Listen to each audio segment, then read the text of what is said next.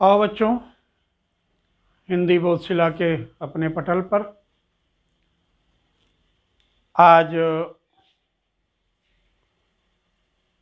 हम लोगों का विषय होगा व्यंजन संधि। व्यंजन संधि में जो पहली संधि है वो है तृतीयाक्षर नियम। सबसे पहले हम चर्चा करेंगे कि व्यंजन संधि किसे कहते हैं। तो जब व्यंजन का हम प्रारंभ किए थे, व्यंजन की भूमिका जब दिए थे तो उस समय हम तीनों संधियों की परिभाषा स्पष्ट करा दिए थे। फिर भी मैं एक बार उसका जिक्र कर दे रहा हूं। व्यंजन संधि किसे कहते हैं, पहले हम इस व्यंजन संधि के ही बारे में बोलेंगे। क्या कह रहा है कि जब व्यंजन का, यहां देखिए, जब व्यंजन का किसी व्यंजन अथवा स्वर से, किसी व्यंजन अथवा स्वर से मेल होने पर जो विकार आता है वह विकार ही व्यंजन संधि कहलाती है। यानी व्यंजन प्लस व्यंजन या स्वर बराबर विकार बराबर व्यंजन संधि। क्लियर मित्र? इसकी हम लोग डिटेल में चर्चा इससे पहले के वीडियो में कर चुके हैं। संधि की भूमिका में उसमें और स्पष्ट किया गया है। अब यहाँ पर चूँ हमारा लक्ष्य है आगे बढ़ाने का, को संधि का तृतीयाक्षर नियम। ये तृतीयाक्षर नियम क्या है गुरु? तृतीयाक्षर नियम ये कह रहा है कि वर्ग के प्रथमाक्षर का अपने वर्ग के तृतीयाक्षर में परिवर्तन, यानी प्रथमाक्षर का तृतीयाक्षर बनना। ठीक है ना? तृतीयाक्षर नियम का मतलब हुआ वर्ग के प्रथमाक्षर का तृतीयाक्षर बनना। ये इसके बारे में भी लिख दिया गया है। अब देखिए प्रथमाक्षर कौन है। तो मित्र अगर गौर से आप देखेंगे तो वर्ग का प्रथमाक्षर है क, च, ट, त, प। राइट? क, च, ट, त, प, ये वर्ग का प्रथमाक्षर है। हम यहां पर उसको लिख दे रहे हैं क, च, ट, त, प प्लस। अब ये कह रहा है कि वर्ग का प्रथमाक्षर अपने वर्ग के तृतीयाक्षर में बदलेगा। यानी कहने का तात्पर्य यह है कि ये श्रीमान जी जो हैं, ये श्रीमान जी परिवर्तित हो करके ये श्रीमान जी बन जाएंगे। ठीक है मित्र? क ग बनेगा, च ज बनेगा, ट ड बनेगा, त द बन जाएगा और प ब बन जाएगा। वर्ग का प्रथमाक्षर अपने वर्ग के तृतीयाक्षर में चला जाएगा। यहां कह रहा है कि वर्ग का प्रथमाक्षर प्लस घोष, वर्ग का प्रथमाक्षर प्लस घोष बराबर तृतीयाक्षर। यहां पर देखिए इसका सूत्र भी लिखा है, वर्ग का प्रथमाक्षर प्लस घोष बराबर तृतीयाक्षर। तो प्रथमाक्षर कौन कौन से आएंगे हमारे? यहां पर देखिए प्रथमाक्षर कौन कौन से हैं? क, च, ट, त, प प्लस घोष। अब घोष वर्ण कौन कौन से होते हैं? तो वर्ग का तीसरा, चौथा, पांचवा वर्ण या अलावा या सभी स्वर, ये घोष वर्ण कहलाते हैं। अब यहां घोष में हम जैसे मान लीजिए कि हम यहां पर घोष में डाल दीजिए भ देखिए क्या है? तीसरा, चौथा, पांचवा, यानी 3, 4, 5 ये जो वर्ग है ये वर्ण हमारे घोष के वर्ण हैं।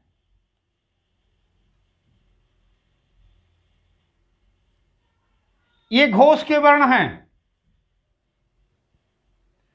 अब यहां पर अगर हम क प्लस भ करेंगे तो तृतीयाक्षर बनेगा। तृतीयाक्षर क्या है इसका? क क्या बनेगा? ग बनेगा। क ग बन गया। तो यहां ये हो जाएंगे ग और भ, ये इनका रूप बनेगा। तो यानी यहां पर भी समझा रहे हैं कि प्रथमाक्षर प्लस घोष बराबर तृतीयाक्षर। अब तृतीयाक्षर में हम आपको घोष को हम यहां पर छोड़ देते हैं, बराबर में तृतीयाक्षर। तृतीयाक्षर में कौन कौन आएगा? ग, ज, ड, द और ब। ठीक मित्रों, यदि घोष के बाद प्रथमाक्षर के बाद घोष आएगा तो प्रथमाक्षर तृतीयाक्षर बन जाएगा। यानी क ग बनेगा, च ज बनेगा, ट ड बनेगा, त द बनेगा और प ब बनेगा। ये आपका सूत्र है, ये आपका नियम है। इसको अब आप दूसरे ढंग से भी आप इसको देख सकते हैं। हम यहां पर लिख दे रहे हैं, इसको भी आप देख लीजिए कि क, च, ट, त, प प्लस घोष बराबर क्या हो जाएगा? क ग में बदल जाएगा, च ज में बदल जाएगा, ट ड में बदल जाए, ड में बदलेगा,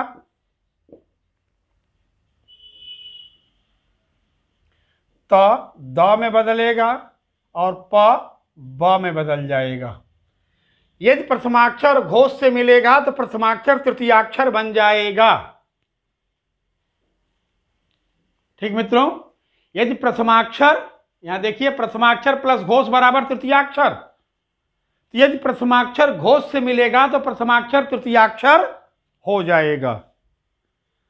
नियम मेरी समझ से आपके समझ में अब आ गया होगा। यहां लिख भी दिया हूं कि यदि पूर्व पद के अंतिम वर्ण में वर्ग का प्रथमाक्षर यानी क च ट त प आए और उत्तर पद के प्रथम वर्ण में घोष वर्ण आए। घोष वर्ण कौन कौन से हैं? हम आपको वर्ण पढ़ाते समय इसको बिल्कुल डिटेल किया था, ध्यान दीजिएगा। वर्ण पढ़ाते समय हमने इसको डिटेल किया है। तो वर्ग का तीसरा, चौथा, पांचवा वर्ण यर अलावा और सभी स्वर आए तो प्रथमाक्षर संधि होने पर तृतीयाक्षर बन जाएगा। यानी क च ट त प ग ज ड द ब में परिवर्तित हो जाएगा। क च ट त प ग ज ड द ब में परिवर्तित हो जाएगा। ठीक है, अब एक एक का एग्जाम्पल हम शुरू करते हैं। उनका संधि भी, उनका विच्छेद भी, दोनों आप देख लीजिए। अब मैं इसे मिटा रहा हूं मित्रों। आइए, पहला हम एग्जाम्पल उठा रहे हैं क से। क का ग में परिवर्तन, क का ग में परिवर्तन। अब यहां पर जैसे हमने लिखा वाक, ईश, क्या लिखा मैंने? वाक, ईश। तो अब देखिए सभी स्वर क्या हैं? घोष हैं। अब यहां पर घोष आ गया, इस घोष के कारण क क्या है? प्रथमाक्षर है। अघोष के कारण अब क तृतीयाक्षर बनेगा। यानी 1 2 3 4 5 प्रथमाक्षर, द्वितीयाक्षर, तृतीयाक्षर, चतुर्थाक्षर और पंचमाक्षर।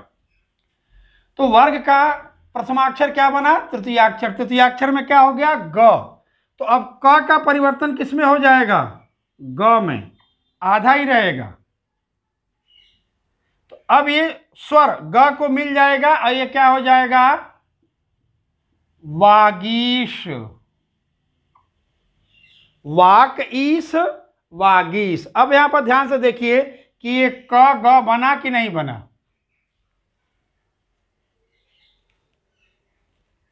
इसी तरह से चलिए यहां स्वर आया। अब यहां पर हम एक व्यंजन ला देते हैं, उसको देख लीजिए। वाक, दग्ध। अब द देखिए क्या है, द तृतीयाक्षर में है, यहां तृतीयाक्षर क्या है, घोष है। तृतीयाक्षर क्या है, घोष है। तो अब घोष होने के कारण क, ये इधर घोष आ गया, अब क क्या हो जाएगा, ये तृतीयाक्षर अपने वर्ग का तृतीयाक्षर बनेगा। इसके वर्ग का तृतीयाक्षर कौन है, ग। क 1 ख 2 ग 3 घ 4 अंग 5, तो ग। अब फिर यहां पर ये ग बन गया। अब ये क्या बना, वाग दग्ध। अब सवाल आता है, आप पूछ सकते हैं कि सर यहां तो ग पूरा बन रहा है, यहां ग आधा बन रहा है। हाँ मित्र, क्योंकि यहां ग आधा बना, यहां आधे क का आधा ग बना, लेकिन जब संधि हुआ तो उसको स्वर मिल गया, और जब स्वर मिल गया तो यहां वर्ण हो गया। यहां क्या है, यहां क ग में परिवर्तित हो रहा है, लेकिन जब संधि करोगे तो उसको द मिल रहा है, व्यंजन मिल रहा है, अतः यहां ये आधा ही रहेगा। इसको स्वर न मिलने से ये आधा ही रहेगा। ठीक मित्रों, तो क वाला हमने देख लिया, क का ग में परिवर्तन। इसी तरह से वाक, इसे मिटा देते हैं,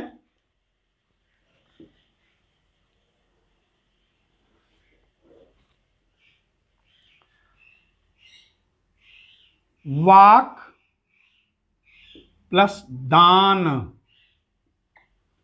फिर देखिए क घोष के कारण ग बनेगा, उसको कोई व्यंजन स्वर नहीं मिलेगा, आधा ही रह जाएगा, ये क्या हो जाएगा, वागदान। ठीक मित्रों, अब हम चलते हैं च को देखेंगे। क का परिवर्तन ग में कैसे हुआ हमने देखा, प्रथमाक्षर प्लस घोष बराबर तृतीयाक्षर, ये संधि रूप है, ये संधि रूप है। इसी का विच्छेद रूप भी अभी हम परिवर्तित करके बताएंगे कि यही विच्छेद रूप में कैसे परिवर्तित होगा। ठीक है, इसका ट्रिक, विच्छेद का भी ट्रिक हम आपको अभी देंगे। अभी क वाला क्लियर हुआ, क का ग में परिवर्तन एक हो गया। अब आते हैं हम च का ज में परिवर्तन, च का ज में परिवर्तन। अब देखिए यहां क्या है, अच। अच माने, अच माने स्वर, सभी स्वरों को क्या बोलते हैं, अच। अच एक प्रत्याहार है, संस्कृत में महास्वर सूत्र तो निकालोगे तो सभी स्वर अच प्रत्याहार में ही आते हैं, इसलिए स्वरों का दूसरा नाम क्या है, अच। कभी कभी सवाल भी पूछता है कि स्वर को और किस नाम से जानते हैं, तो मेरे मित्र स्वर को अच नाम से भी जानते हैं। तो अच मतलब हो गया स्वर। और इधर हमने लिखा मय,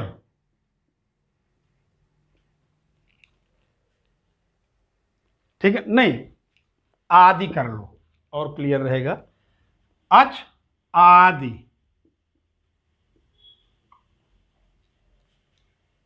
तो देखियो, अ स्वर है, वो है आपका घोष, तो च ज बन जाएगा, ज बनेगा तो आधा ही बनेगा। अब इस आधे ज को आ मिलेगा तो जा बन जाएगा, ये क्या हो जाएगा, आजादी। अच आदि आजादी। इसी तरह से अच आ, ज बन गया, तृतीयाक्षर प्रथमाक्षर तृतीयाक्षर हुआ, आ मिल जाएगा, ये क्या हो जाएगा, अजा। अच आमिल,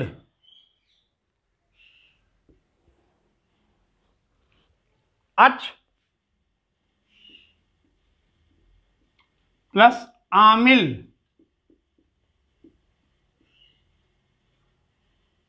देखिए च ज बनेगा, फिर प्रथमाक्षर तृतीयाक्षर में आया, आ मिलेगा तो जा बन जाएगा, क्या हो जाएगा ये, अजा मिल, अजा मिल, अच आमिल अजा मिल। क्लियर।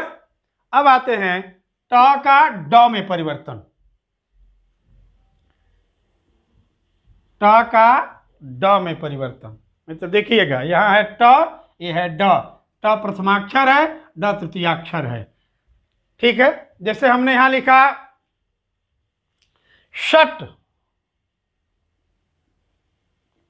षट आनन,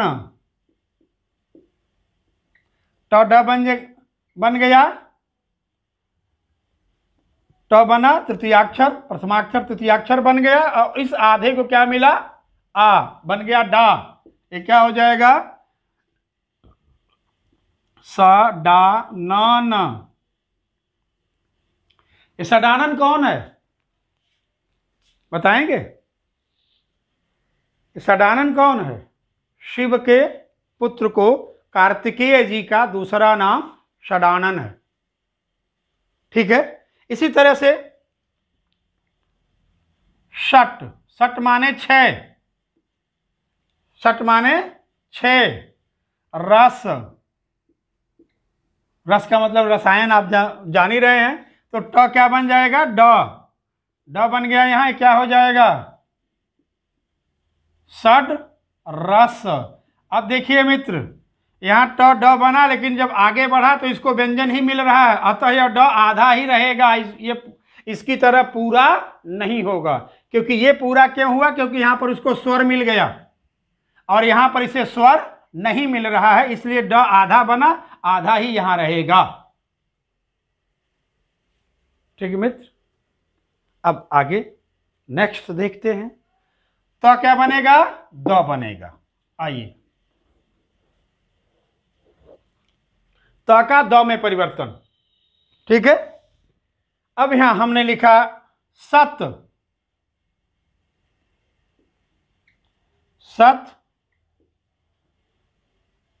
आचरण। तो क्या बन गया, घोष के कारण तो द बन गया, इस द को आ मिल गया, दा हो गया। ये क्या हो जाएगा, सदाचरण। ठीक मित्र। अब अगर हम यहां पर लिखें सत प्लस गुरु,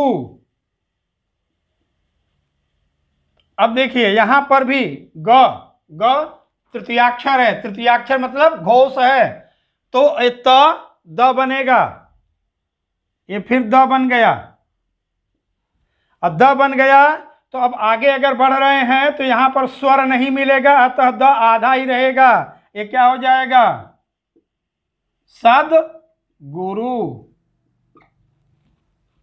यहां पर सदाचार हो गया, द पूरा हो गया, यहां पर द आधा है, क्योंकि यहां पर द को आ मिला, यहां पर द को ग मिल रहा है, यानी व्यंजन ही मिल रहा है आगे, अतः वह आधा ही रहेगा। इसी तरह से सत देव, सतदेव क्या बन जाएगा, सतदेव। जगत अम्ब, जगदम्ब। भगवत भक्ति, भगवत भक्ति। हम त को व्यंजन के रूप में ना बोल करके वर्ण के रूप में मात्र इसलिए बोल रहे हैं कि आप सुन लें, स्पष्ट हो। भगवत, भगवत भक्ति, तो भगवत भक्ति हो जाएगा। तो अब त पूरा उच्चरित न होने के कारण आप सुन नहीं पाएंगे, इसलिए त को हम पूरा बोल दे रहे हैं। सत आचरण, जबकि सत नहीं है, सत आचरण है, त आधा है। जो प्रोनाउंसिएशन होना चाहिए वो सत है, सत नहीं है। लेकिन त को मैं इसलिए बोल रहा हूं, चूंकि आप प्रत्यक्ष नहीं है, आप वीडियो में सुन रहे हैं तो आपको स्पष्ट सुनाई पड़े, और चूंकि यहां देख रहे हैं कि हलंत लगा रहा हूं। ठीक है मित्र, इसको याद रखिएगा। तो सत, सत गुरु क्या हो गया, सदगुरु। सत, सत भावना क्या हो गया, सद्भावना। तो का द में परिवर्तन, एक क्लियर हुआ। अब हम आगे चलते हैं मित्र। प का ब में परिवर्तन। प किस में परिवर्तित होगा, ब में। प्रथमाक्षर कौन है, प। प का तृतीयाक्षर कौन है, ब। तो प ब में परिवर्तित होगा। देखिए कैसे। हमने सबसे पहले लिखा यहां शप। क्या लिखा मित्र, शप प्लस द, सप प्लस द। अब सप प्लस द देखिए यहां पर तृतीयाक्षर भी है घोष, तो प क्या बन जाएगा? प का तृतीयाक्षर क्या है? प यहां है पहले में, दूसरे में छोड़ो, तीसरे में क्या हो गया? ब। ब बन गया। ठीक है, तो अब ये बन गए ब। अब ब बन जाएंगे तो आधे आएंगे, आगे आएंगे, इनको कोई स्वर नहीं मिलेगा, तो ये श्रीमान जी क्या हो जाएंगे? शब्द। सपद क्या बन गए? शब्द। कुप जा, कुप प्लस जा, प बना आधा, ये हो जाएगा क्या? कुब्जा।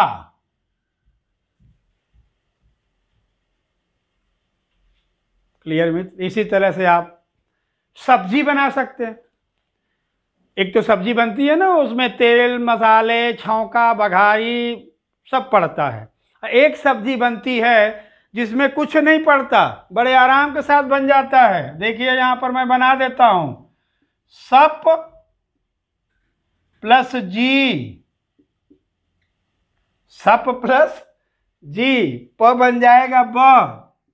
अब ब बन करके हो जाएगा सब्जी। इसमें कोई तेल मसाला छौंक बघारी नहीं करना पड़ा, आराम से बन गई है, पर खा नहीं सकते हो। ठीक मित्रों, ये हमारा तृतीयाक्षर नियम पूरा हुआ। वर्ग के प्रथमाक्षर का वर्ग के तृतीयाक्षर में परिवर्तन, ये हमने देखा कैसे परिवर्तित हो रहा है। तो अगर प्रथमाक्षर के बाद घोष आएगा तो प्रथमाक्षर तृतीयाक्षर बन जाएगा, ये संधि रूप है। इसी का विच्छेद रूप देख लो। विच्छेद रूप कैसे है, हम उसे भी लिख दे रहे हैं। देखिए विच्छेद अगर इसका करना होगा तो हम इसका विच्छेद कैसे करेंगे? तो विच्छेद के लिए क्या होगा कि तृतीयाक्षर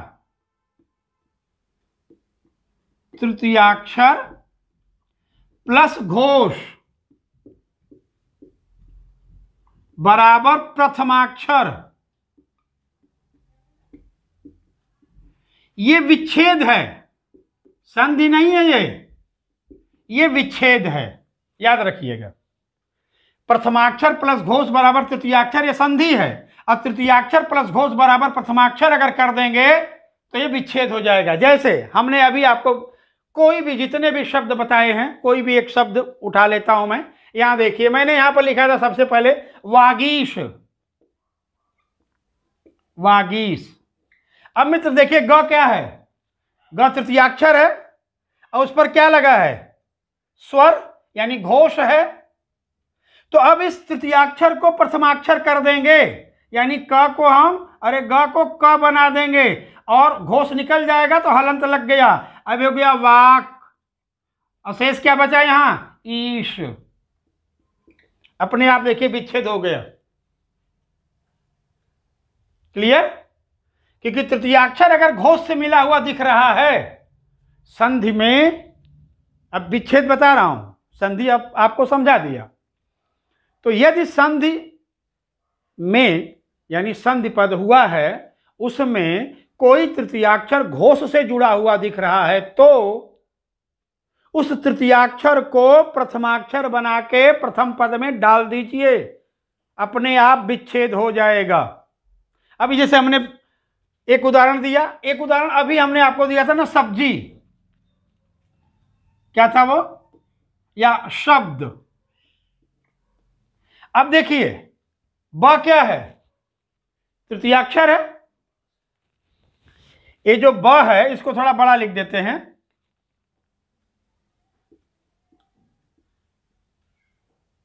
शब्द। अब ध्यान से देखिए यहां, ये जो ब है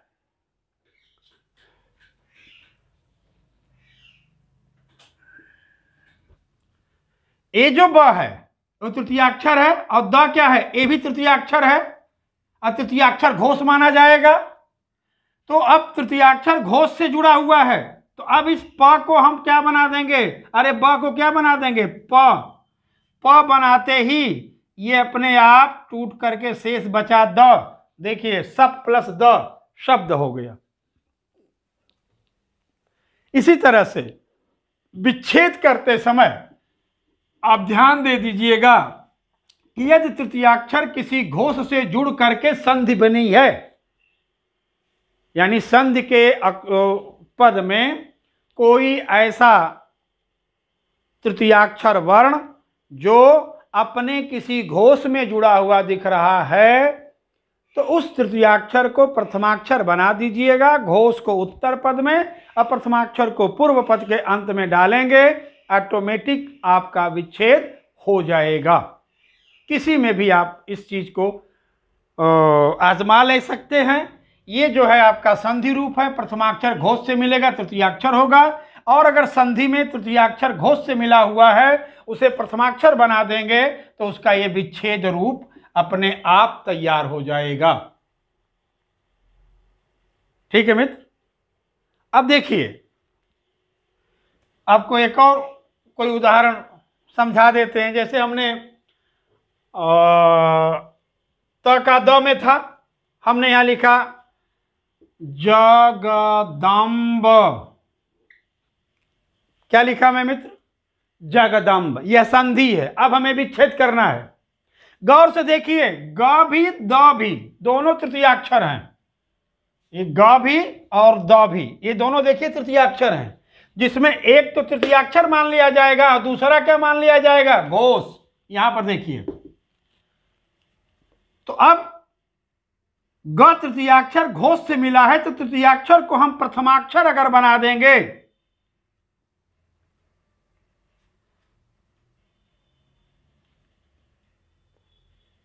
जी जी जी, द में जगदम्ब। द में क्या है, द को तोड़ेंगे तो अ निकल जाएगा बाहर। अब ये तृतीयाक्षर यहां घोष से मिला, तृतीयाक्षर घोष से मिल रहा है, तो अब इस घोष के कारण इस तृतीयाक्षर को हम प्रथमाक्षर बना देंगे, और यहां क्या आ जाएगा, ज ग, ये हो गया आधा, ये हो गया अम्ब। क्या बन गया ये, जगदम्ब। ठीक है मित्र। इसी तरह से एक और देख लो,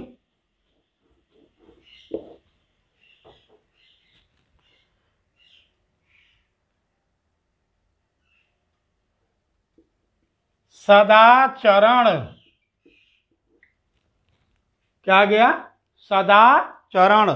द में क्या जुड़ा है, आ जुड़ा है। आ क्या है, आ क्या है, घोष है। आ क्या है, घोष। द क्या है, तृतीयाक्षर। अब हम क्या करेंगे, तृतीयाक्षर को प्रथमाक्षर बना देंगे। ये जो स का द है, द तृतीयाक्षर बनेगा, तृतीयाक्षर बनते ही क्या हो जाएगा, त हो जाएगा, सत। अब क्या बचा, आचरण, सत आचरण। विच्छेद हो गया। हमेशा याद रखना मित्र, यदि तृतीयाक्षर अपने किसी घोष से जुड़ करके संधि बना हुआ है तो तृतीयाक्षर को प्रथमाक्षर में बदल देंगे, अपने आप उस संधि का विच्छेद भी हो जाएगा। ठीक मित्रों, अब हमारा ये संधि, पहली संधि तृतीयाक्षर नियम, व्यंजन संधि की पहली संधि हमने आपको पढ़ाया तृतीयाक्षर नियम। तृतीयाक्षर नियम का तात्पर्य क्या है कि वर्ग के प्रथमाक्षर का अपने वर्ग के तृतीयाक्षर में परिवर्तन करना। उनका संधि रूप प्रथमाक्षर प्लस घोष बराबर तृतीयाक्षर, विच्छेद रूप है कि तृतीयाक्षर प्लस घोष बराबर प्रथमाक्षर कर देंगे, तो इस प्रकार से हमारा विच्छेद भी हो जाएगा। मित्र, अपनी तरफ से हम एक सामान्य लेवल का ज्ञान इस संधि से संबंधित आपके सामने प्रस्तुत किए हैं। रिक्वेस्ट करेंगे कि आप इस पर अभ्यास करेंगे, संधि करने का भी और विच्छेद करने का भी, दोनों का आप अभ्यास करेंगे। यदि कोई दिक्कत आती है तो आप हमें कमेंट बॉक्स में आइए वहाँ कमेंट्स डालिए, अपने डाउट्स क्लियर कीजिए, हम उस डाउट को आपको बताएंगे। ठीक है मित्रों, अब इसी के साथ मैं आज की क्लास यहाँ ओपन करता हूँ। फिर निवेदन करूँगा आपसे कि बाबू सब्सक्राइब करना, लाइक करना, कमेंट्स करना ये आप मत भूलिए। इतना धर्म आप निभाइए तो हम इस धर्म को सतत आपके लिए उपस्थित रहूँगा, निभाता रहूँगा। ठीक मित्रों, ओके, धन्यवाद।